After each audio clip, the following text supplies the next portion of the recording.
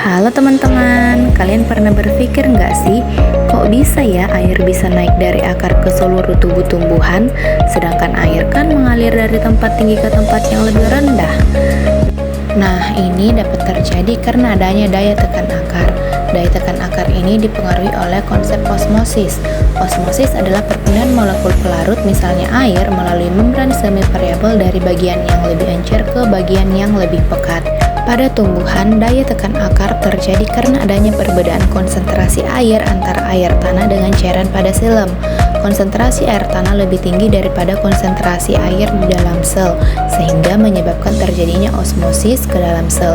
Jaringan akar menyerap semakin banyak air dan mineral, sehingga air dalam akar bertambah dan tekanan pun bertambah yang akan memaksa air masuk ke dalam xilem akar lalu naik ke batang dan daun.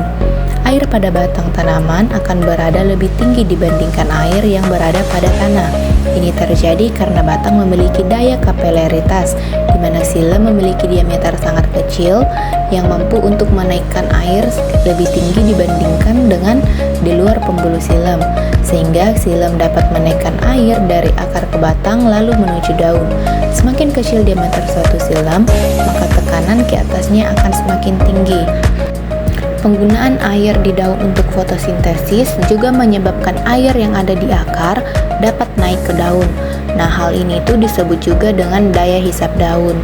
Peristiwa tersebut merupakan contoh dari penerapan tekanan zat pada makhluk hidup loh. Contoh penerapan tekanan zat pada makhluk hidup juga terdapat pada manusia, salah satunya yaitu pada sistem peredaran darah. Tekanan yang terdapat pada pembuluh darah memiliki prinsip kerja seperti hukum Pascal, di mana hukum Pascal berbunyi, tekanan yang diberikan pada zat cair dalam ruang tertutup akan diteruskan ke segala arah dengan sama besar. Nah, tekanan pada pembuluh darah merupakan tekanan yang berada pada ruang tertutup, di mana pada saat jantung memompa darah, darah akan mendapatkan dorongan sehingga mengalir melalui pembuluh darah. Saat mengalir dalam pembuluh darah, darah memberikan dorongan pada dinding pembuluh darah yang disebut dengan tekanan darah. Nah, agar tekanan darah tetap terjaga, maka pembuluh darah harus terisi penuh oleh darah. Bila terjadi kehilangan darah seperti kecelakaan atau penyakit, tekanan darah dapat hilang sehingga darah tidak dapat mengalir menuju sel-sel di seluruh tubuh.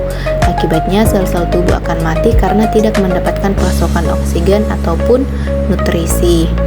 Wah, ternyata tekanan zat sangat erat kaitannya dengan kehidupan kita ya.